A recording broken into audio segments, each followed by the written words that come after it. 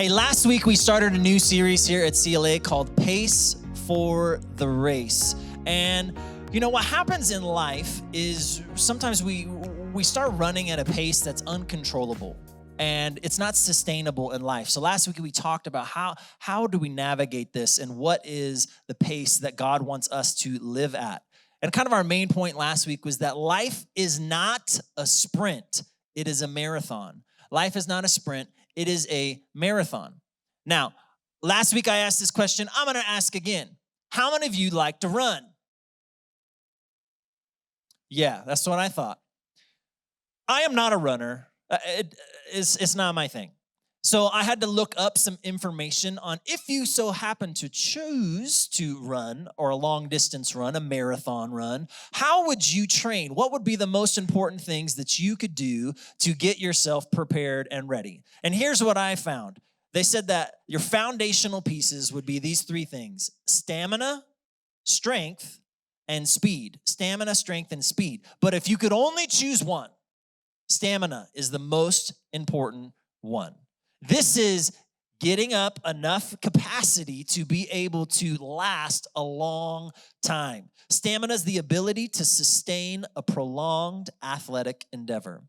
It's the ability to sustain a prolonged athletic endeavor. Now, if you're like me, how many of you, your stamina in life is getting a little bit less and less as you age?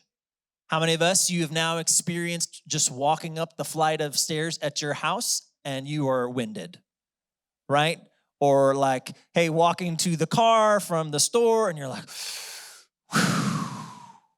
we have to build up our stamina, or otherwise we're not going to finish. For distance runners, stamina is crucial because they won't make it. This is the most important foundation that they have. This week, as we talk about having a pace for the race of life, we want to establish our foundation, and our foundation needs to be built on Jesus.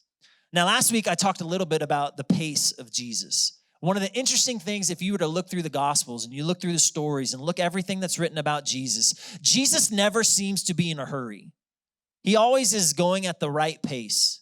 In fact, scriptures tell us that he pretty much walked everywhere. And what we identified in this process is that he walked everywhere because it allowed the people around him to keep up with him.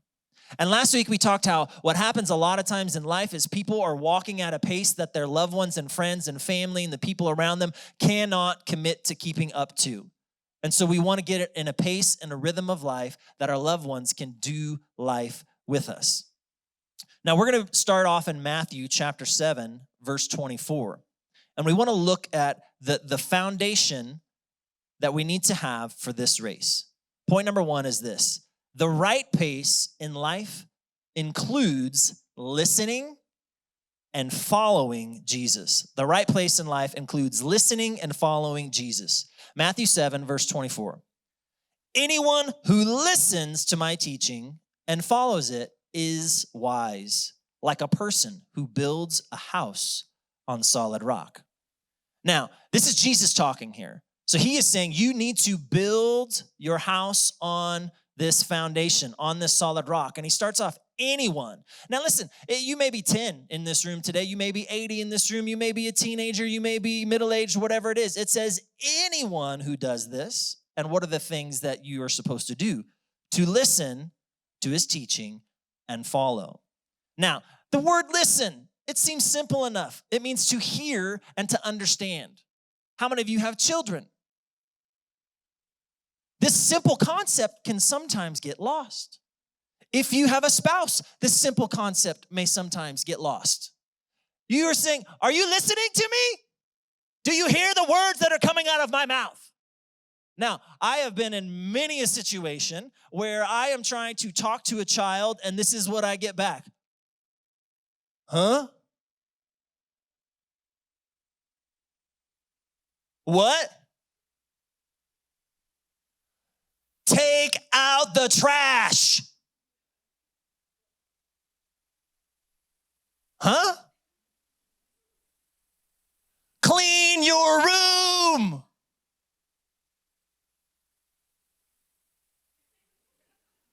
No, I said it. Clean your room.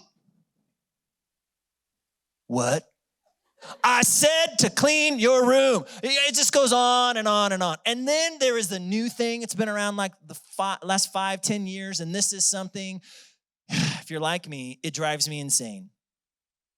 Earbuds. Earbuds.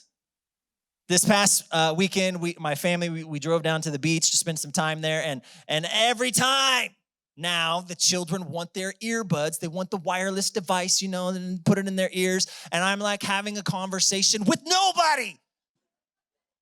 I am literally talking and nobody's listening. And then I'm like looking back and I see that their eyes are like on the tablet or on their phone or whatever. And so then I have a truck and I have a console in the middle. So I do this. Huh? What? Are you listening? Can I just tell you? I wonder what God thinks about us sometimes. Are you listening? Are you listening to what I'm saying? In fact, I said a lot. I wrote it in a book for you. But are you listening? Are you hearing? Are you understanding? Now, I'm also, I coach a 3rd and 4th grade basketball with my friend Brian right here, and also coach 5th and 6th grade basketball. And children can be frustrating.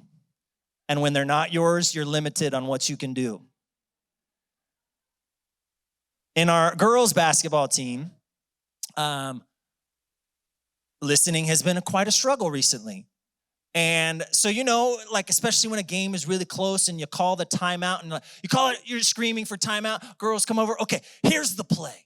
If you will do what I say right now, I want you, yes, I said your name so you recognize that this is the spot that you are going to do. You are going to go over here, you're going to screen for her, and then she is going to come over here. You're dribbling up the ball, and you're going to pass the ball right there. If you will listen to this and you will do this, we have a great chance at getting an easy bucket right now.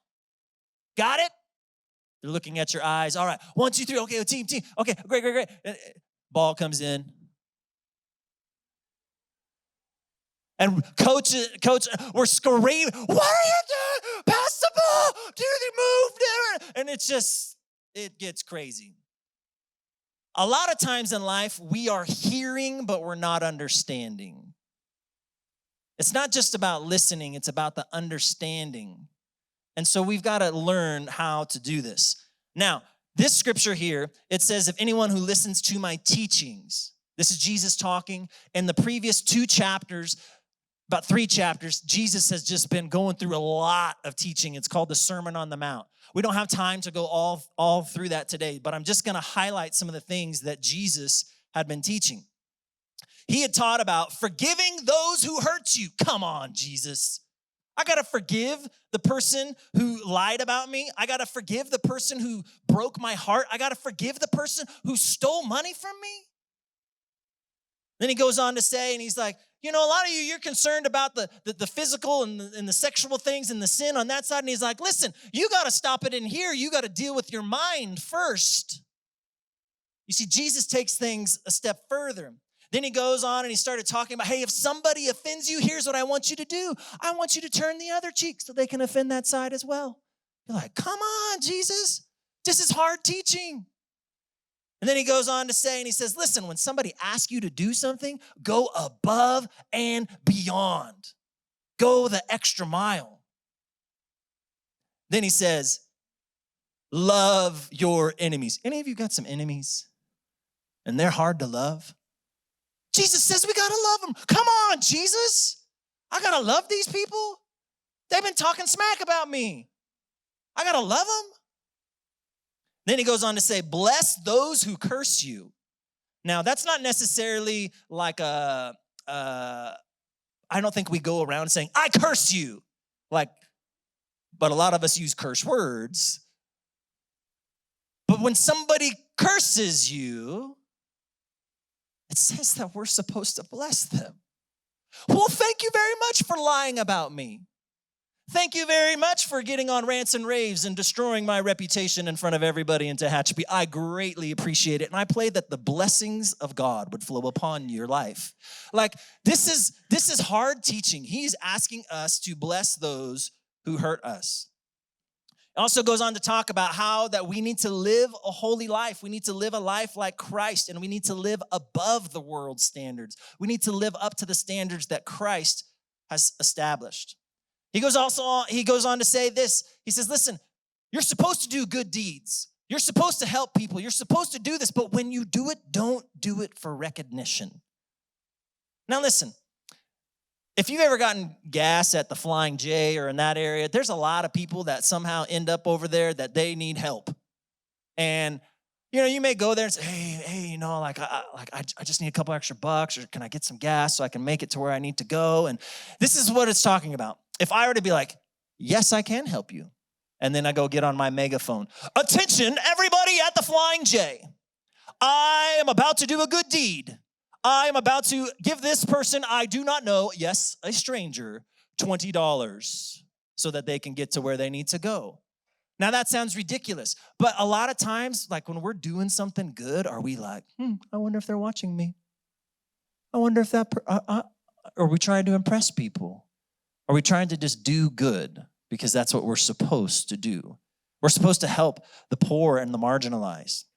There's another passage where he talks about not judging other people, because what happens a lot of times is while we're like pointing out like, hey, you got something in your eye. We got this log like sticking in our own eye. Who are we to judge other people? And then it goes on to this golden rule. Do unto others as you would have them do to you. It's a great one. Treat people the way you want to be treated. That would be amazing. Now listen, Jesus says it's not just about listening. He also says listening and follows. Listening and following. Now here's what that word follow means in Greek. It's poiehu. Turn to your neighbor and say, poiehu. What? Poiehu. Now, here's what the word means. It means to act rightly, to do or to make or to perform. To do right, to do what God has said, to act on it, to perform it. Now, if you got a King James Version Bible, this is what it says. It says, doeth. Doeth what God saith.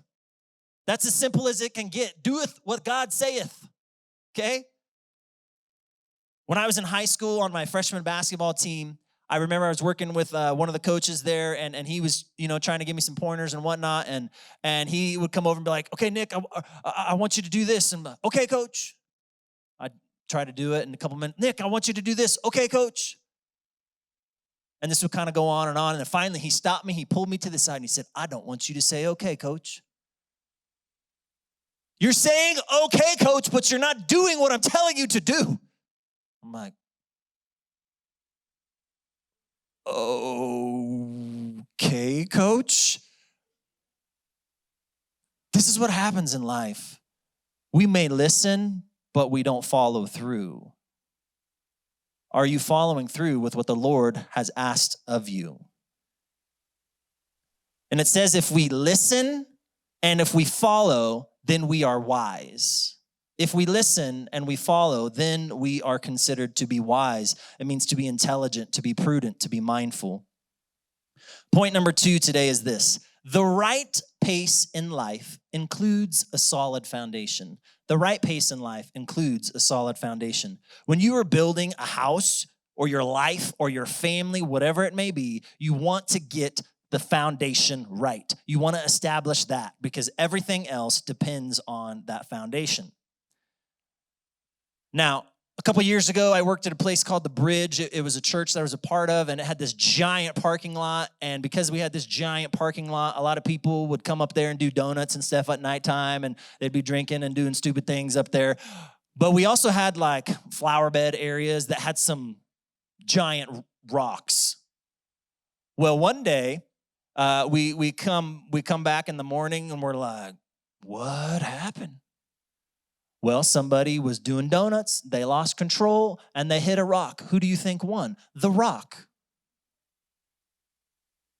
The rock is solid. The rock is not supposed to be easily moving. That's not a word. I need to go back to school, get my education. Easily moved. If you've been in church a long time, maybe you grew up singing a hymn. On Christ the solid rock I stand, all other ground is sinking sand.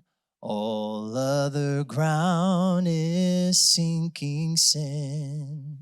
Matthew 7, verse 25 says this, though the rain comes in torrents and the flood waters rise and the winds beat against that house, it won't collapse because it is built on bedrock. But anyone who hears my teaching and doesn't obey it is foolish, like a person who builds a house on sand. When the rain and floods come and the winds beat against that house, it will collapse with a mighty crash. I want to take a few moments and just talk about these different foundations. The first one, we're talking about the foundation of sand. Somebody who's building on sand, they're in a rush. They're in a hurry. They're not really listening to the advice of people who have done this before around them. They are trying to take shortcuts. They're not trying to do what Jesus has told us to do. They're trying to do what they think is right on their own. They don't want to hear it from anybody. But here's the problem.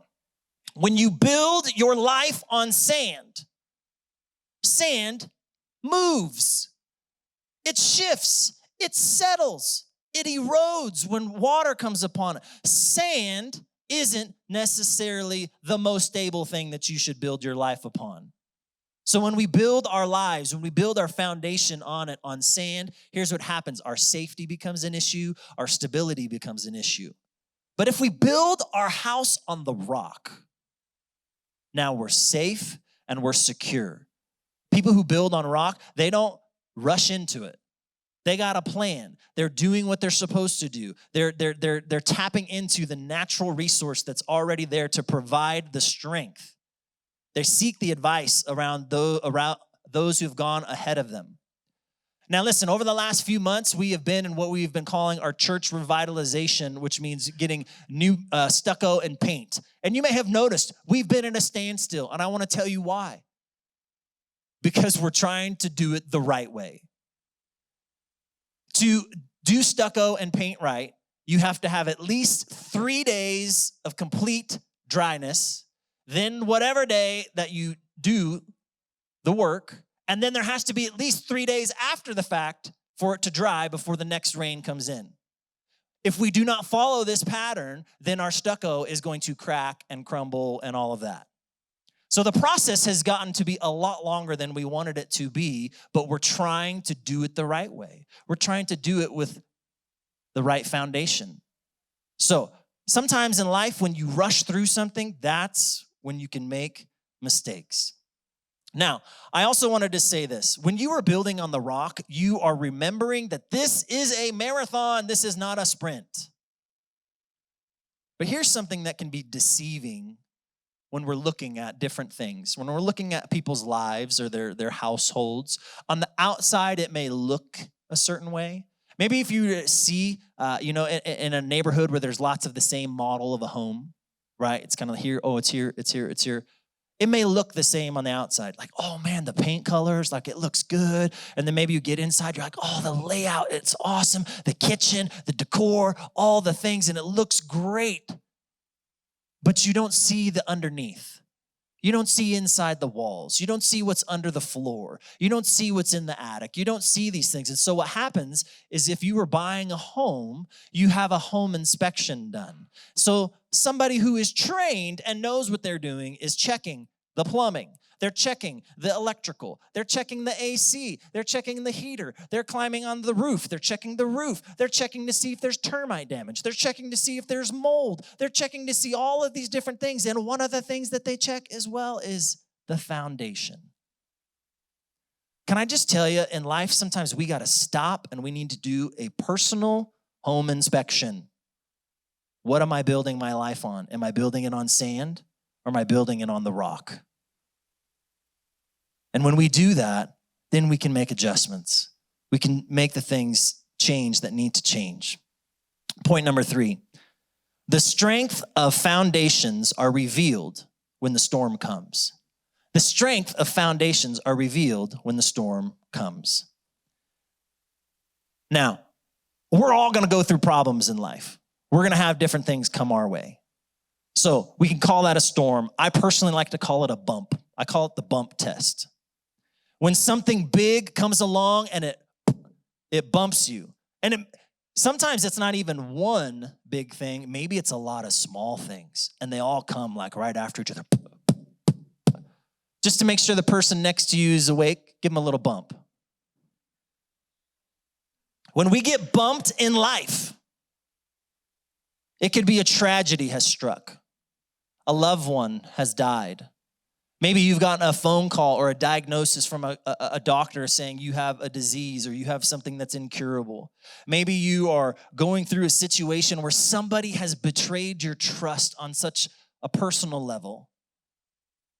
Somebody's told you, I don't love you anymore, and they want to separate from you. They want to divorce you. They want to do all these things, and your world has been rocked. Maybe you've had some sort of traumatic event, or maybe you're in a situation right now where you're in financial ruin. You've been bumped by life. Some of those things are a result of our own choices and actions. Some of those things just happen because we live life. But what happens after the fact? You see, the difference will be if anything is there after the bump, after the storm. That's why the foundation is so important. Nowhere in the Bible does it say, hey, if you give your heart to Jesus, that you are never going to have a problem again. It does not say that. I wish it did. But life is hard. Life has challenges. Life has storms that come along it. But when your foundation is right, even after the storm passes, there will still be something there. But when you build it on sand, it collapses, as Scripture has told us. Now, I'm going to take a moment and I'm going to speak to our young people that are in here, and I'm going to speak to anybody else in the room who perhaps you were in pursuit or wanting to get married at some point in your life. Can I tell you one of the things that is plaguing the world right now is we do not have the right foundation of what marriage is. So I'm just going to take a moment. I'm going to speak to some people in the room today, okay? Don't date or marry the potential of somebody. Listen to the words very carefully. Don't date or marry the potential of somebody. You date or you marry the pattern of somebody. What do I mean by that? Be like, they have so much potential. I don't care about their potential. I want to know where they're at right now in their life. What's the track record? So let me say this. You're dating somebody and they treat their mom or their sister like garbage, get rid of them. I'm serious. You're dating somebody or trying to marry somebody and they don't know how to talk to their father or their brother. They treat people like trash. Why would you want to be with that? There's a record there. There's a track record there. Do you want to spend your life with somebody and not know how they're going to handle those hardships? Sometimes people rush into marriage, they rush into these things, and then what happens is they didn't know. And then when they found out, it's like, oh, this isn't really going to work now. You need to know before you marry somebody, can they say these 3 words? I am sorry. I forgive you. I love you. Very important words. You also want to know, can they put other people first in their life? Or is all about them? Are they selfish or do they put others first? And here's a very important one as well. Do they like children? Do they want children? Have they ever been around children? This is an important one to establish ahead of time. And here's a really good one. Do they have a job?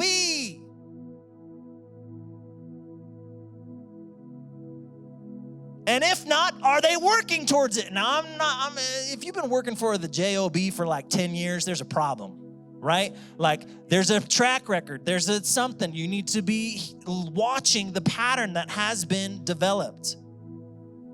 And here's the most important things. Do they love Jesus? Do they love Jesus? Now, that does not mean, hey, they come to church with their family. No, a lot of people come to church because mama wants them to or grandma wants them to. But do they love Jesus? Do they have a growing relationship with the Lord? I don't care how hot that person is. I don't care how handsome they are, how muscular they are. Listen, we can get caught up in the appearance, but what's the foundation? The pattern will reveal the true foundation.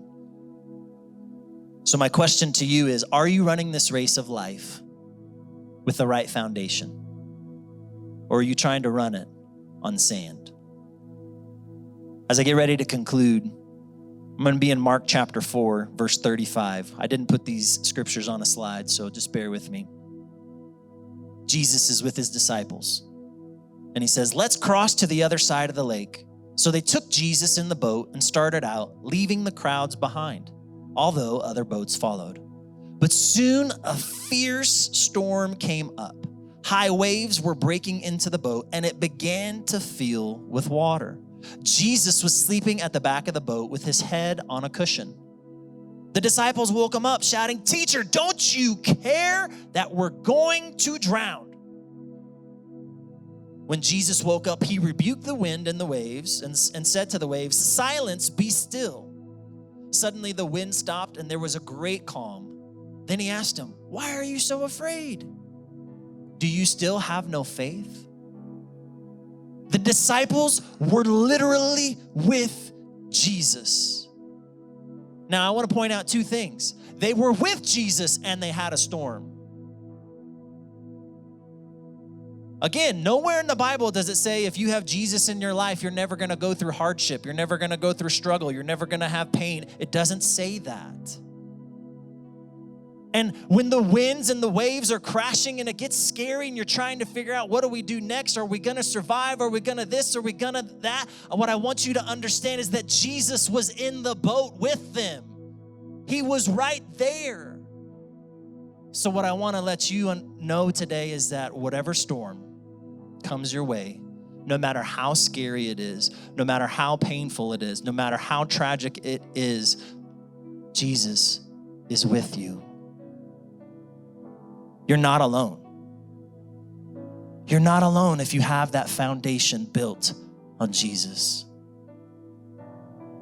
You're gonna have storms in life, but is your life built on sand or is it built on rock?